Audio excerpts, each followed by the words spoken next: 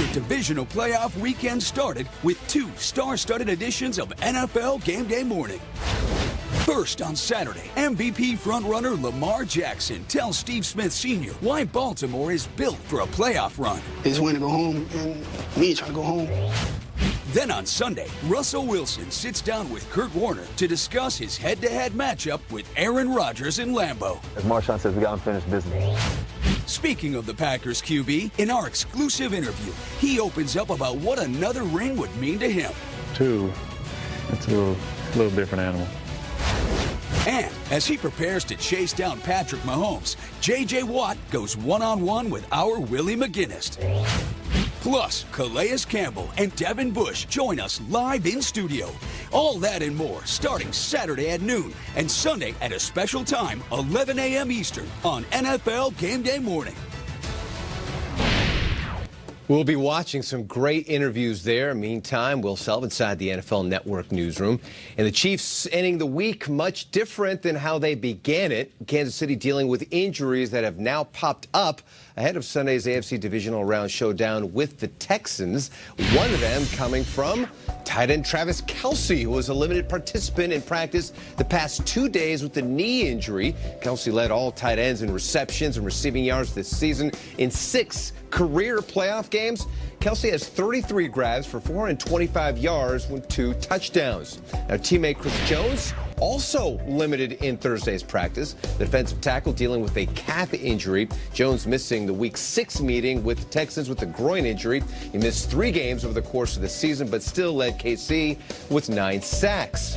Jones, part of a defense that has allowed 11.5 points per game since Week 11, fewest in the NFL. The Honey Badger, Tyrann Mathieu, is also a member of this improved unit. Mathieu led the Chiefs in passes defensed in 2019 with 12. Mathieu knew it was only a matter of time that the defense was going to play to its maximum potential. We always felt like we were going to get to this point. We just knew it was going to be a process. And for us, you know, we believe in ourselves. Like I said, we know what we do well, and that's what we're going to do. So, and our guys love it. So our cornerbacks love it. Our safeties love it. Even Fuller playing a new position. You know, you can see that he's loving football again. And so it's been fun to be able to come into a room, you know, see everybody committed to the process, but also to kind of be able to take a step back and see the progression as well. Mathieu and the Chiefs have held starting QBs under a passer rating of 106 straight games. That KC defense has really been clamping on opposing offenses of late, and they're coming in red hot.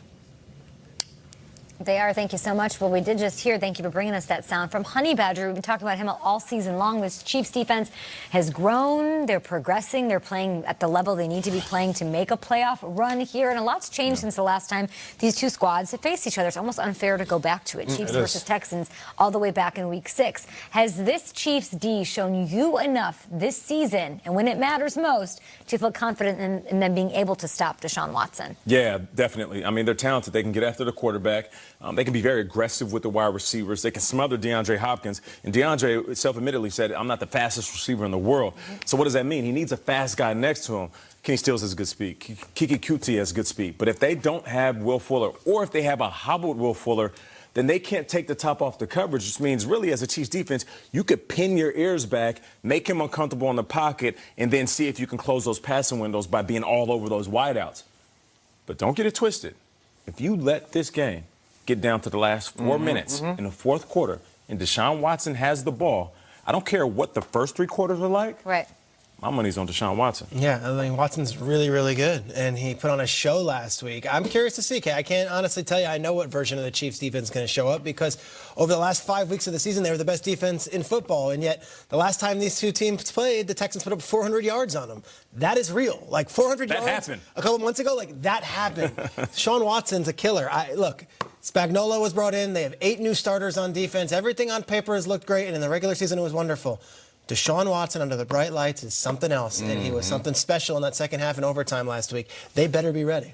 And you should consider who they faced, right? Last time they faced a really high-scoring, potent offense was the Titans, and they put up 35 points. The Bears, Broncos, Raiders, Patriots, and Chargers, those are the teams that they faced when they've had this better Chiefs defense. It's something to consider when facing Deshaun Watson again. Yeah, he's the ultimate. And in a way, I'm almost proud of the Chiefs defense. I like that they've grown up right in front of us. They were kind of the ugly duckling and always overshadowed by the offense.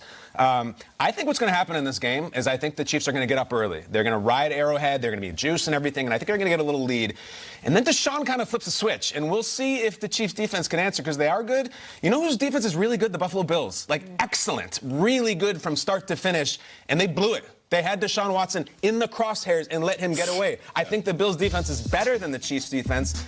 Guys, they blew it. I like Tyrann Mathieu. He's played in huge games in college, in Arizona. He's been there before. I just am kind of with Nate. I really think the Chiefs are going to get up early, and it's going to be up to their defense to close the door on that guy, and it's really tough to do. Texans defense is ranked 28th in the league. The Buffalo one you just mentioned was number 2 overall. Yeah. They faced some really good and shut down some really good offenses.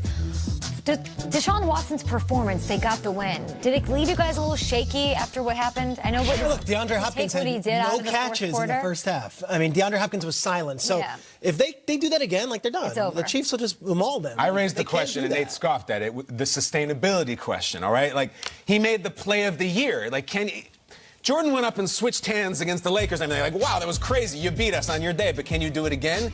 Jordan could.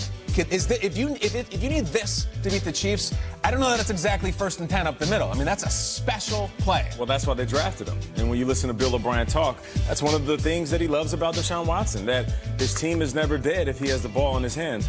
And I get it. You know, you can look at last game and you can really break it down, say what happened to DeAndre Hopkins, no Will Fuller. Does this offense have flow? Look at the last month. I mean, they're inconsistent as it gets. They might be the most inconsistent team in the playoffs. But it's just like the NCAA tournament.